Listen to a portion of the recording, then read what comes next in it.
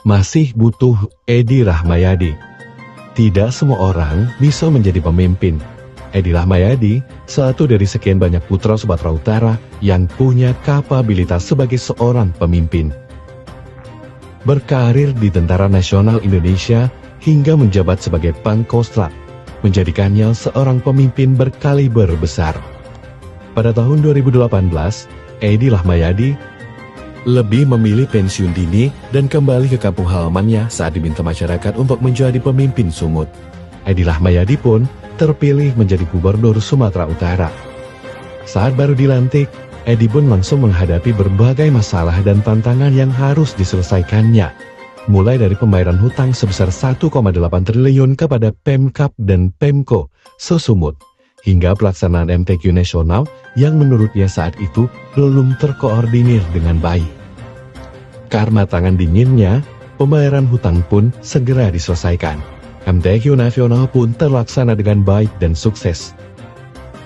Hanya dalam beberapa bulan, persiapan MTQ dapat dipimpinnya dengan baik. Di tahun pertama menjabat, Edi juga membuka rumah dinas untuk masyarakat umum.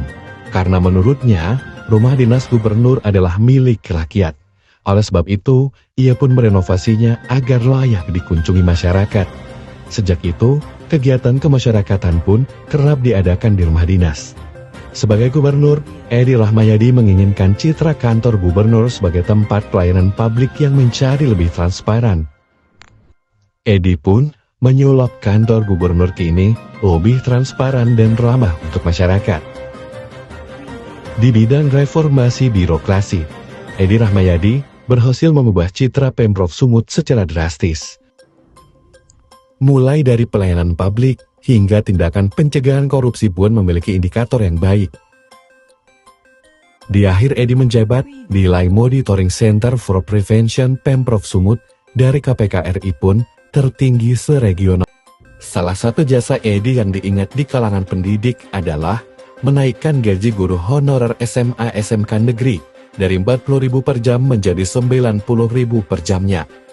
Edi juga memiliki mimpi besar, membangun banyak infrastruktur besar untuk kesejahteraan rakyat di Sumut.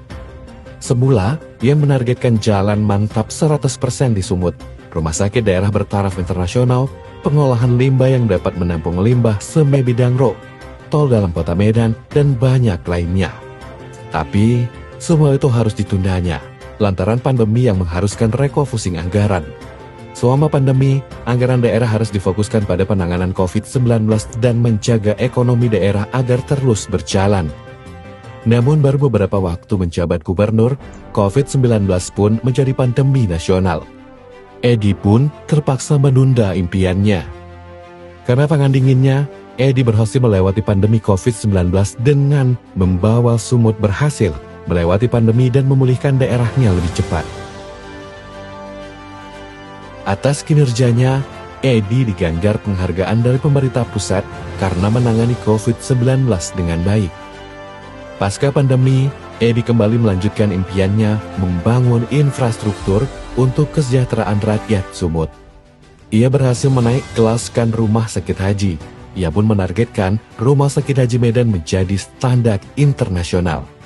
Edi juga meluncurkan rumah sakit berjalan yang dapat memberi pelayanan kesehatan hingga ke pelosok Sumut.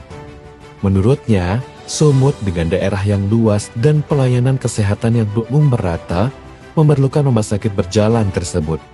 Hingga kini, bus tersebut telah melayani banyak masyarakat di Sumut. Edi juga memulai proyek pembangunan yang sangat besar, yaitu proyek pembangunan jalan sepanjang 450 km dengan nilai 2,7 triliun rupiah. Pembangunan tersebut sempat ditolak fraksi Partai Golkar di DPRD Sumut. Padahal masyarakat Sumut sangat mendambakan jalan mantap yang akan dibangun itu. PDIP Sumut pun menjadi fraksi yang di depan dengan tegas mendukung pembangunan proyek tersebut. Tanpa dukungan tersebut, proyek kesejahteraan rakyat itu tak akan berjalan. Edi ingin meninggalkan legasi bagi Sumut.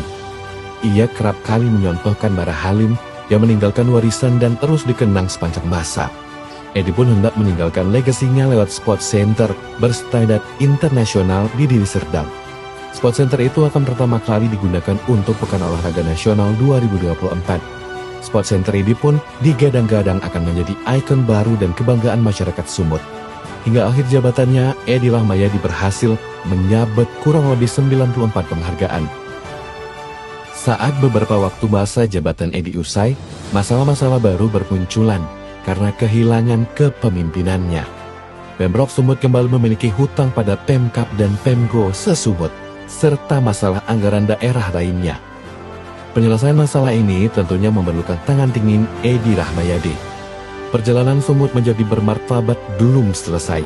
Banyak cita-cita besarnya yang juga diinginkan masyarakat Sumut. Sumut masih membutuhkan Edi Rahmayadi.